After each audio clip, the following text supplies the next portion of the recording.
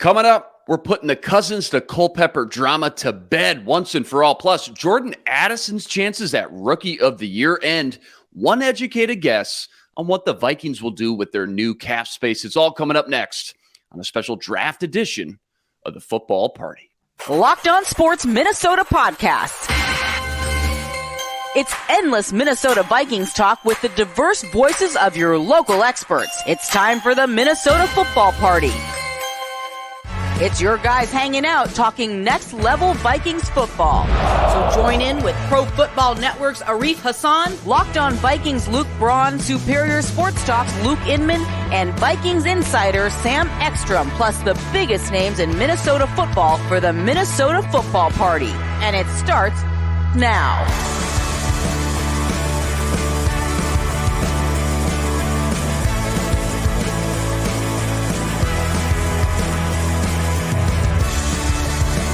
Back in the lab, another edition, Football Party, Locked On Sports Minnesota Network, daily breakdown, everything Minnesota Vikings. You can now find us streaming, Roku, Amazon Fire Stick devices. Just look out for and download our Locked On Sports Minnesota app there as well. See that? That's Sam Ekstrom. He's on Twitter, at Sam Ekstrom. He co-hosts The Ron Johnson Show every Monday, Tuesday, Wednesday. Sam, quick timeout, first things first. Don't forget, this episode, it's brought to you by FanDuel Sportsbook, official sportsbook partner of Locked On. Make every moment more. Visit FanDuel.com/LockedOn today to get started. Okay, Sam, I say we just dive in. There's a hot topic of discussion as of late. It's been Daunte Culpepper versus Kirk Cousins. I think it was last week, maybe a few days ago, PFF kind of stirred up some controversy, stating Daunte was a historical member of the Minnesota Vikings.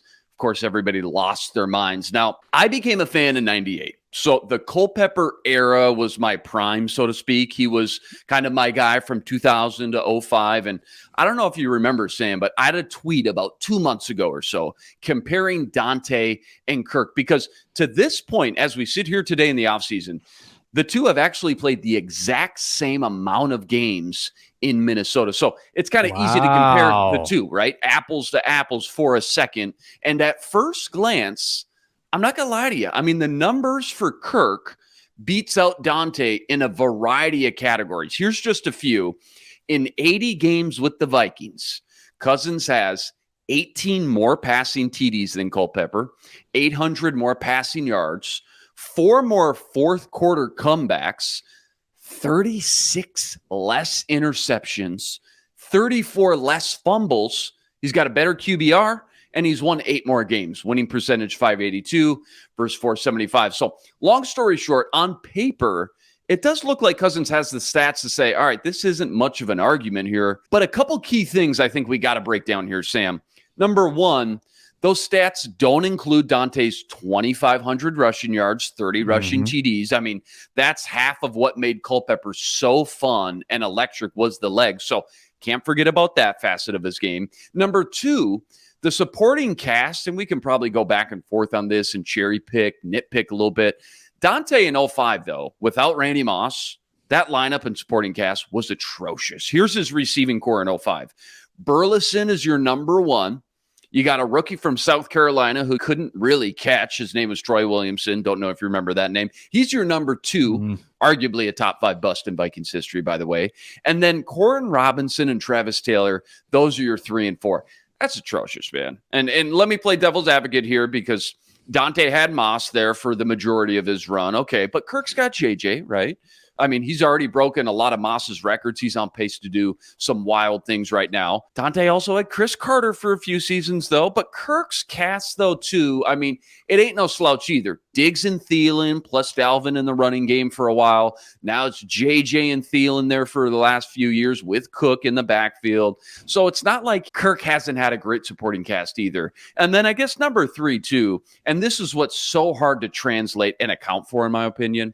Daunte, he played in a different era, man. I mean, Cousins plays in this new pass-happy league where the rules have changed so much now that the offense, specifically the passing game, has such a huge advantage now. And I think You got to take that into account because it matters if we're comparing quarterbacks from different eras and the advantages or disadvantage they had compared to one another. So, I mean, these stats nowadays are so inflated from what we grew up watching. It is kind of tough to go apples to apples. So, I guess what it really boils down to here, Sam, is what's the question? Is it who would you rather have to win one game or, one game winning drive? Because neither are really great in that category. Daunte was 2-2. Okay, in the playoffs. Kirk's 1-4. Granted, Kirk does have 8 more game-winning drives on his resume, which I think that has to count for something. I think if the question is, who would you rather have at their ultimate peak, right? Kirk or Daunte? For me, I'm taking Daunte because Daunte at his highest, at his best, he was Josh Allen before Josh Allen. I mean, Kirk's got the floor, right? Kirk's got the higher floor. He's safe. He's consistent. Doesn't turn the ball over nearly as much as Daunte did, which was so frustrating watching Daunte with all those fumbles every single game. But Daunte, I mean, he's the top shelf energy drink at his peak. And that means Kirk is just, he's a cup of plain black coffee, right? No cream, no sugar. That's Kirk Cousins. Kirk, as we all know by now, I think he needs everything around him to be almost perfect for things to go right. And again, when they are, he's great. But in my opinion, the ceiling, I think, if that's the question, who's got the higher ceiling? Daunte, I mean, takes it 10 out of 10 times. Kirk's ceiling isn't close to Daunte's. The highs weren't as close to Daunte's, in my opinion. I mean, tell me what you think. Tell me I'm nuts. Tell me I'm crazy. Cousins versus Culpepper. Just help me put all this nonsense to bed. Yeah, I think that you have correctly answered your question. If your question is who was the more talented quarterback, in theory, it was Daunte Culpepper. He had a bigger, deep arm. He could make throws outside of the pocket, and he could run. 29 rushing touchdowns as a Minnesota Viking. Had a year with over 600 yards. I mean, that's crazy. That's a crazy good quarterback rushing season. Now, if the question is who was better in their 80 games for the Minnesota Vikings, I actually lean Kirk. Because supporting cast, if you stack it up, the offenses were pretty good all the way through for both. The defenses for Kirk for 3 consecutive years have been abysmal. For Daunte, the defenses really all the way through were pretty abysmal. Like, I think 2000 was kind of the remnants of that 98 defense, and then they aged out. 01 was terrible. 02 was terrible. 03 and 04, pretty bad too. Like, honestly, Daunte didn't really have great defenses at all. And I think that Kirk actually had a higher floor. Like, if he didn't have a lot of defensive support, Daunte did not tend to win a lot of those games. Like, he had some really bad seasons. Kirk's never had a bad season. Vikings have always been competitive deep into December with Kirk Cousins. The fumble thing is real with Daunte too. I don't see on Pro Football Reference lost fumbles, but just overall fumbles, 81-47, Daunte. I mean, if you even say that he lost, 25, 30 of those, I mean, that almost nullifies his rushing touchdown total, right? Yeah, small hands was a thing before we got really into the hand measurements at the combine and the draft the last 15 years. Daunte's small hands were a problem. You're totally right. Yeah, and I had one more. I had a salient point here that durability. That's a factor too. Why did Daunte only have 80 games with the Vikings? Because of injuries. And he missed games along the way, previously in his career as well. That's why Gus Frerotte had to have a spell at quarterback in 03. So I think that I think Kirk has had a better 80 games in purple, but I think Daunte was the better quarterback. So the question is critical, Luke, and I think you've answered your question correctly, and I agree with your answer. And then my question is, who was better in those 80 games? And I think my answer is correct in that Kirk was better in those 80 games. Is that how you would view it too? The biggest point you just made is the durability and the consistency, because at that position, at the quarterback position, there's nothing more valuable I mean, you have to have a guy. It doesn't do you much good to have a Pro Bowl type of quarterback if he's only playing 7-8 games, or if he's hobbled and banged up more times than not. So that I will give you with Kirk Cousins. And I will agree, the highs with Daunte were absolutely better than Kirk, but the lows were really low. When they were high, man, I mean, here's another great example of how high Culpepper's ceiling was. In 2004, Daunte almost wins the MVP, which, Sam, that's given to the most valuable player in the league. If you didn't know, that's the MVP. Right. If Peyton Manning doesn't go full Peyton Manning on the bit and break the passing touchdown record, Culpepper wins the MVP. That's how high Culpepper's highs were. I mean, can you even imagine a world where Kirk Cousins is even mentioned in the same breath as other MVP candidates? Like ever? I mean, here's how I like to think about it. If I was a GM, I was building a team from scratch, which player in their prime would you build your team around? Which guy would you start with? I think I'm going Daunte 10 out of 10 times. And again, I hope that I can build a offensive line that can protect him so he doesn't miss time. I hope the coaches can, work on the fumbles and the turnovers and things like that. But you just can't teach that raw talent that he had. Again, Josh Allen before Josh Allen, especially back in that era too. I mean, there's a reason Daunte, he went top 12 in 99. The draft he came out. And Cousins, he went in the 4th round, coming out of Michigan State. And granted, I mean, hey, if this was the stock exchange, Cousins has been a return on his investment for a day 3 pick exponentially. You've gotten your money's worth and more out of Kirk Cousins from a draft pick perspective. But Daunte was a freak, man, at his best. I mean, the ceilings don't compare, but you built a great case why Kirk Cousins maybe has been, again, during these 80 games, a better quarterback. We always talk about the elite quarterbacks all the time. Who's the elite? It's Kirk Cousins, Mahomes, Allen, Burrow, Lamar, Hurts. Culpepper in his prime for those few years, he truly was elite. Kirk, on the other hand, really, really, really, really great game manager at the end of the day. I mean, get the ball to your playmakers. Let them do the rest. Don't turn the ball over. Don't lose the game by trying to squeeze those passes in tight windows. Other end of the token, what have we all been so frustrated about this offseason? All right, don't squeeze that tough throw in there. Instead, you're going to throw a check down with the season on the line on 4th and 8, 5 yards short of the sticks. I mean, that's Kirk. You know what I mean? So you got to take the good with the bad with both. I think it's crazy to think about, just now that this conversation has been kind of rehashed. It's crazy to think about if Daunte didn't tear his knee up, which that's part of the game, got to stay healthy. But if he didn't tear his knee up in 2005, it's kind of wild to think about what his career might have looked like, because, I mean, he was on pace to do some wild things, both through the air and on the ground. The NFL, to that point, it just really never seen before at that time. So I just wish Vikings fans of this generation were able to witness Daunte in his prime, the greatness, the electricity he brought to the table back then in that era. Final parting words before we move on. Any last stats or facts, closing arguments? Daunte versus Kirk. Yeah. And I think that we are organically kind of on different sides of this argument, which I like, because I come back to, and I got the fumble number, and ironically, like I mentioned, it kind of, cancels out the rushing touchdowns. It exactly cancels out 29 fumbles lost, 29 rushing touchdowns. And I don't want to underestimate his ability to move. Like, he was a quarterback ahead of his time, and it was awesome to watch. But let's also look at some key pieces of his career with the Vikings. We all remember the fast start in 2003.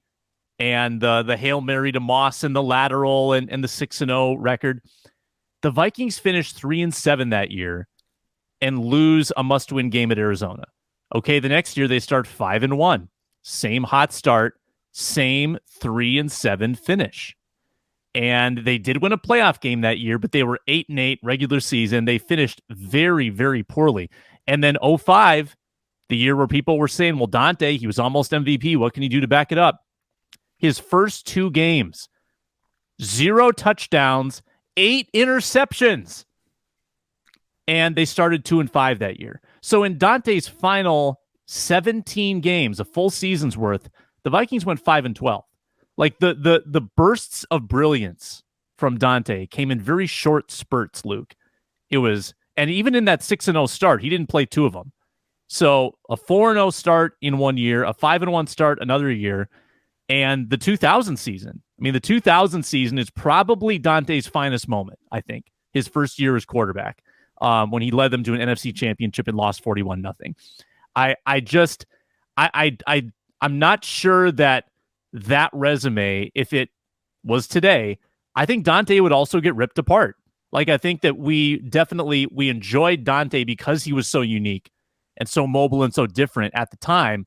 And I don't know if he got a pass at the time on, in the chat rooms on the new internet thing that people were using.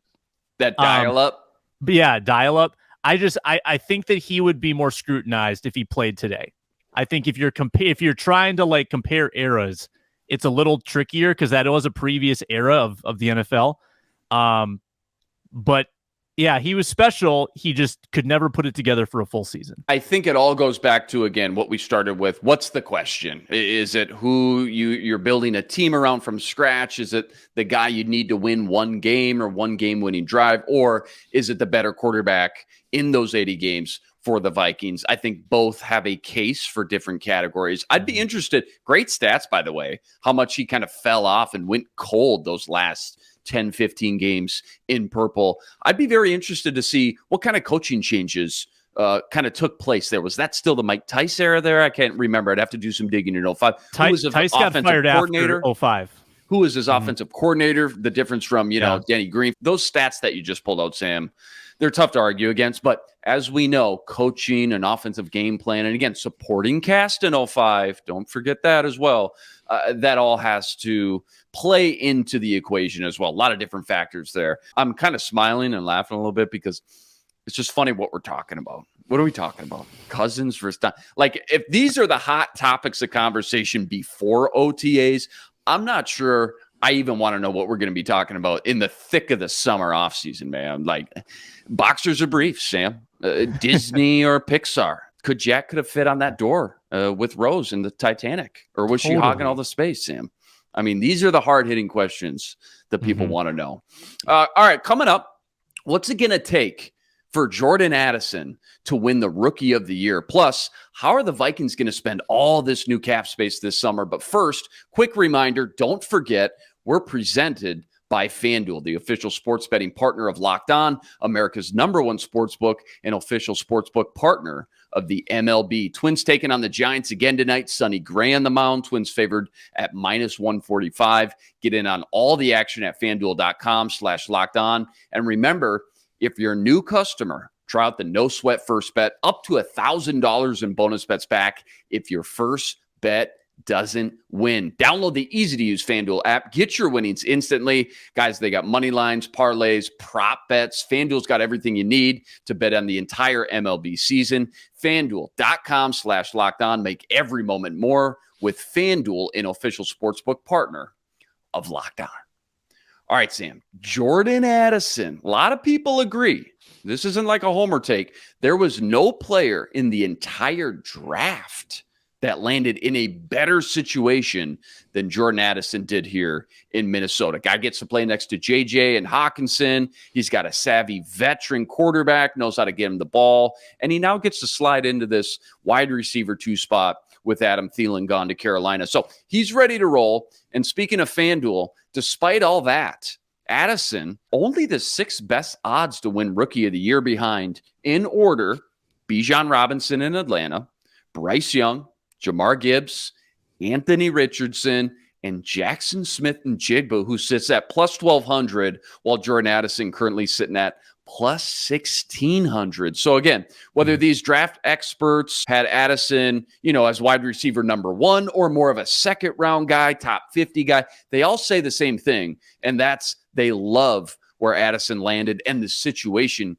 he's in. So I'll start here, Sam. Are you surprised to see Addison 6th in the Rookie of the Year odds, given how much love he's gotten as far as a year 1 projection goes? Everybody expects him to hit the ground running. And just your quick knee-jerk reaction of the list, and maybe guys who's a little bit higher or a little bit lower than maybe you would have expected. Yeah, well, there is some precedent the last 2 years for a wide receiver to win this award, Jamar Chase, Garrett Wilson, so entirely possible. The quarterbacks are going to be a factor. Because I could see Young, Stroud and Richardson all starting, maybe even in week 1. So and the quarterbacks carry a lot of weight. And hey, prior to the last 2 years, a quarterback had won it like 4 out of 6, I think. So you've got that going. And then I think KJ Osborne and Justin Jefferson work against him. I still view KJ Osborne as the number 2 on this team for now. I think Addison will have to unseat him, and he might, but I don't think it happens right away. So if Jefferson is going to play a full season, that's a lot of targets going his way that aren't going Jordan Addison's way. And even if Addison gets a 50-50 split with KJ Osborne, it may prohibit him from putting up rookie of the year type totals. I think he would have to be a 1,000-yard receiver, Luke. Can he be? Yes. I mean, rookie receivers have been having this impact now for years, but when Justin Jefferson's the other guy, TJ Hawkinson, KJ Osborne, like it is good. It is tough to see Addison doing enough to win this thing. But maybe, Luke, maybe that's the value, Luke. If you get in on it now, before he really unleashes it in OTAs here, maybe today's the day. Maybe today he puts up 3 one-handed catches at OTAs and then it's over. But also Bijan Robinson. I mean, Bijan Robinson's the third factor there. He's going to get so much work with Atlanta. I mean, they're not going to pass the ball as much. That's going to be a run-heavy team. Robinson is rightfully the favorite. So for all those reasons, I'd probably steer clear of this. But that value is kind of juicy.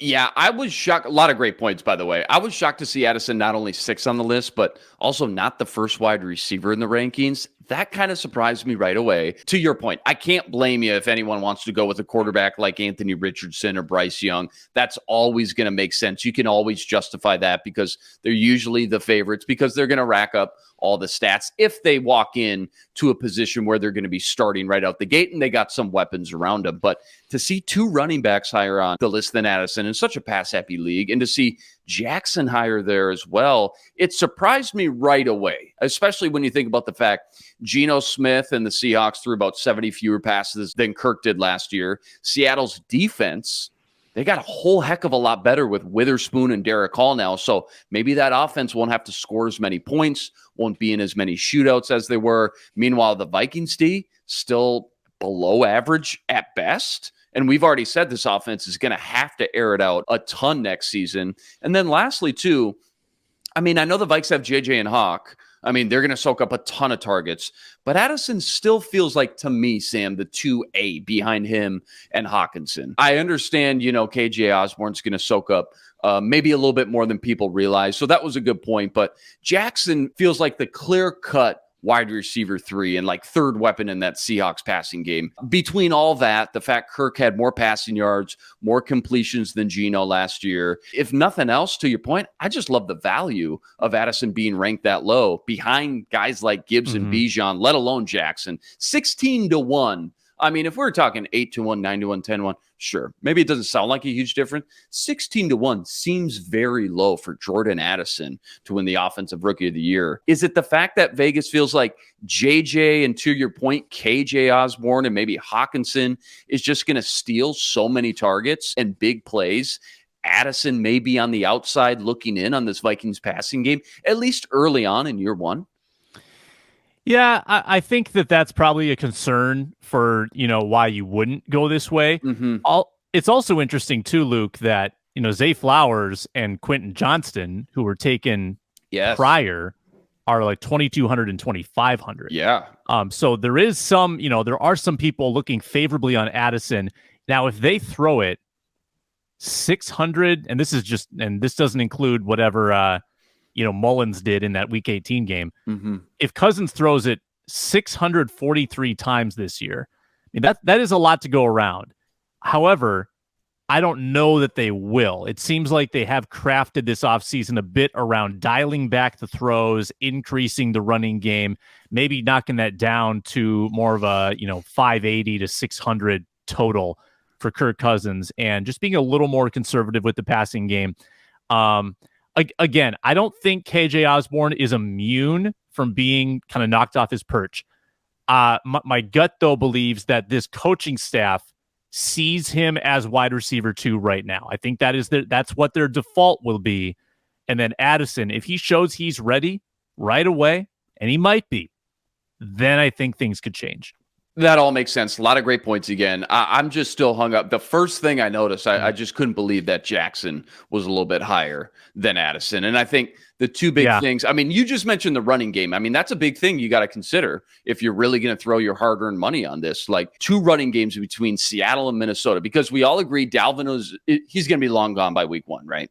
So do we really expect the Vikings to give Alexander Mattison the same amount of volume as we did to Cook? Probably not, right? Obviously, a little bit more running back by committee, but to what point, right? How much do they move the needle? Do they dial it back and run the ball more? Or where are all those other plays going? Does KOC air it out even more next year? Because I really don't think that's out of the realm of possibilities with KOC. Meanwhile, in Seattle, Pete Carroll, always been a ground and pound type of guy. Now he's got not only Kenneth Walker, but he's got Zach Charbonnet as well, another second-round running back, 2 absolute bruisers that he's going to want to grind defenses down, run the clock out with, I guarantee. So a lot of different factors going on with Addison versus Jackson when it comes to these Rookie of the Year odds. And even the other guys like Gibbs, who I love Gibbs coming out.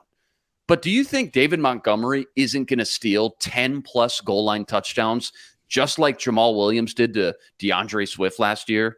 I mean, they must think Gibbs is going to catch 70 balls to have him ranked that high. 3rd in Offensive Rookie of the Year with all the other weapons in Detroit. I mean, he might catch 70 balls, especially with Jameson Williams suspended the first 6 weeks. I guess that makes sense, but that's still a really high bar to reach for any running back, let alone a rookie. You mentioned with Bijan in Atlanta. Again, another stud. No one's arguing that. But didn't Tyler Algier just run for over 1,000 yards? Plus, don't forget about our guy, Cordero Patterson, still in the mix. And then you got Kyle Pitts and Drake London in the passing game as well. I mean, you use 2 top 10 picks on passing weapons, you're going to try to get them the ball as well, too. So I just love Addison's fit in the Vikings offense. Everyone does. That's not a hot take. And I think there is some extreme value to be had right now in these Rookie of the Year odds over at FanDuel.com/lockdown. So go check them out. All right, Sam. Vikings traded away za'darius. We know that. Cleared about $10 million, if I'm not mistaken. Correct me if I'm wrong. Right. Dalvin Cook, he's going to be off the books and maybe a week from now, actually. So that leaves the Vikings who, don't forget, not long ago, were dead last in cap space, by the way. Just want to throw that out there. Now they got a healthy chunk of change to play with. So what the heck are they going to do with all this new money here, Sam? I know everyone assumes they're just going to dump it into JJ and Hawk with some contract extensions, maybe spread it out, maybe front load a little bit, soak up some of this extra money now. Are you in that camp as well? And if they are going to go make a splash in free agency, give me one guy. Give me one name you could see them targeting this summer. Yeah, I think the realist in me says that this is going to go towards a Daniil extension because Daniil needs to have new money kind of introduced to him right away. I think that Daniil eats up the big chunk of that. Now, the pie in the sky optimist or the kind of unrealistic part of me says, go get Frank Clark. He's only 29. Impact edge rusher you have, and maybe it's another 1 year kind of mercenary prove it deal like Davenport signed and you just have a couple of 1 year contracts. I don't know, maybe a 2 year deal would be great, but if you could get Frank Clark on a short-term deal, that would be incredible because I still don't know if we can really buy into Davenport fully as a 3-down guy. Now, my more modest attempt to bring in some talent would be Casey Hayward Jr., just a veteran corner who hasn't really had a significant drop-off yet in his career. He is old.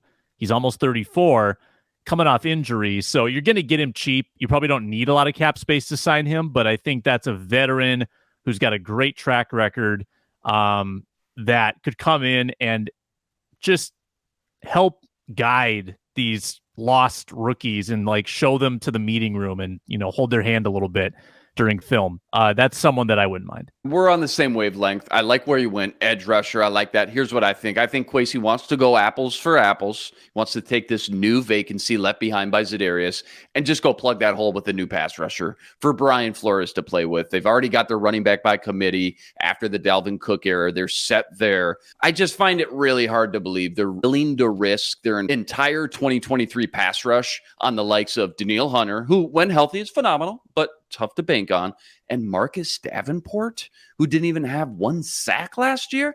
I can't see it. No chance. I'm with you. And the good news is there is some big names still sitting out there. You mentioned Frank Clark. We talked about Yannick Ngakoue last week. Javion Clowney sounds like he maybe wants to go to Houston. But I think there's one guy out of that group that just makes the most sense by far and away.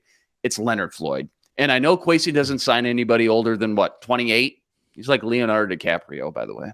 28. Floyd's 30. All right. Floyd's 30. I get it. A little old for a Kwesi, but KOC saw Floyd up close and personal in LA his last 2 years. He knows the type of impact Leonard Floyd can have on a defense. The last 3 years, he's been one of the most consistent pass rushers in the game. 30 sacks, 28 tackles for loss, 60 quarterback hits in 3 years. The guy just knows how to disrupt the passer, Sam. And I think this is the splash move they're getting ready to pull the trigger on right behind the scenes and help just replenish this defense back up with some real talent up front that Brian Flores is just banging the table for. I'm sure like all these guys, whether it's Clowney or Frank Clark or Floyd, I'm sure they're all asking for a big chunk of money, maybe 3-4 year deal worth 40, 50 mil. But I think the further we get into summer, I think these two can start to find maybe a happy medium, some middle ground, and what maybe a contract looks like with some guaranteed money up front, come to some sort of agreement. But I'm calling my shot, man. Vault me, play this back. I think the Vikings, call it a hunch, I think the Vikings are going to sign Leonard Floyd, and they're going to finally soak up some of that extra money that they have post Za'Darius, post Dalvin Cook. Go get your guys, GGYG. That's what I think anyways. And he's durable. He's durable. Of those guys, Clowney probably cost too much. Yannick Ngakoue, not going to run that experiment back again. Frank Clark, I'd love Frank Clark. To be honest, I'd love either one of them. But I just see the LA ties and connection, and I just think it makes the most sense. I really do. Realistically, they got enough money. I know Kwesi does not want to get tied up in some big contracts with older veterans. So be interesting if they do sign any of these guys, what the contract actually looks like. All right, last quick one, rapid fire. 3 things you're most excited to see at OTAs. You'll be out there today watching these guys. What are you looking for the most? Let's just start alternating. You go first. Go ahead. What do you got? Cornerback rotation. Are they going? That's a good one. Is Booth active? If he's active, is he in the starting mix? Is Joanne Williams going to be sort of the default veteran who starts alongside Murphy, who's in the slot? I have no clue. It's just a mangled kind of stew of cornerback du jour. So let's see who they're throwing out there right away. I love that one. That's a great call out.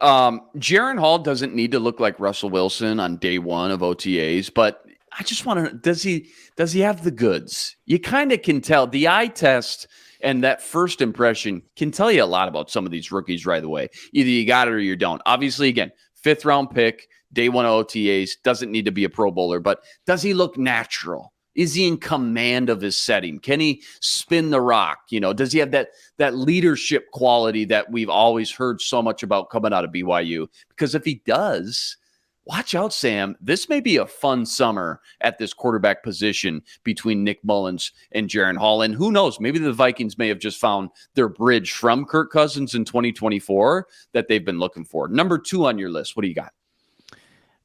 Josh Oliver, big acquisition, blocking tight end. I just want to see how he looks and how they use him. Does he take up a lot of space? Does he clear lanes in the running game? Is he ever targeted? And when he's on the field, what wide receivers are on the field? Can they have 3 wide receivers with Oliver on the field? I don't know if that works out. So Josh Oliver's usage is very intriguing to me. Yeah, that's a good one. I got to check in with his 2022 draft class. Where's Lewis seen? They showed some video of him yesterday. Looked good in some light drills. You mentioned Andrew Booth. Where's he at in his rehab? Where's Asamoah on the depth chart? Is he running with the ones? Jalen Naylor, Ed Ingram, Ty Chandler. There's just so much pressure on that draft class to come on strong and make a huge impact if the Vikings want to have any similar success they did in 2022. Last thing you're looking for at OTAs today and moving on this week. What do you got? Yeah, I don't think they're going to show us much, but if I can glean even one little nugget about Brian Flores' defense, I would walk away happy. Usually they're going to keep it pretty vanilla, pretty simple. These defensive players are learning a new scheme, and they're probably not going to do anything too fancy, but let's see how he deploys those safeties. Are they in the box at all? Are his corners? And they're not allowed to press based on NFL rules, so we can't even see if they're jamming guys yet. But let's just see if there's anything that stands out about Brian Flores' defense. God forbid they're actually allowed to play football during football practice. God forbid. Yeah, we don't want that. My last one, obviously, all eyes are going to be on Jordan Addison from this rookie class, but I'm looking at the late round guys, the UDFAs we've talked about the last few weeks, who just looks the part. I remember 2015, the Stephon Diggs guy comes out of nowhere, makes play after play after play all summer long. Nobody could do anything about it. Do any of these new rookies just look the part, have a natural feel for the game early on? I'm talking about Ivan Pace Jr., Andre Carter, our guy Malik Knowles, Dwayne McBride. Those are the guys I'm interested in who can make an early splash, maybe turn some heads at OTAs. Looking forward to it, man. You're heading out there later today, correct? I will be out there. Follow me at Sam Ekstrom. I'll have some tweets, maybe a grainy photo of an important player. Only stuff that you can find on my Twitter account. Great stuff, per usual, my man. I know you're about to head out of here and go to those OTAs. So that's a wrap today. Remember, like, rate, review, and subscribe to the YouTube channel. Join us every day for another episode of the Football Party. One-stop shop breakdown, everything Minnesota Vikings. That's the man, Sam Ekstrom, on Twitter, at Sam Ekstrom. Check him out every Monday, Tuesday, Wednesday, co-host of the Ron Johnson Show. Thanks for tuning into the Football Party, part of the Locked On Sports Minnesota Network. We're back tomorrow with the mailbag edition of the Football Party. But until then, I'm Luke Inman on Twitter, at Luke_Spinman, signing out.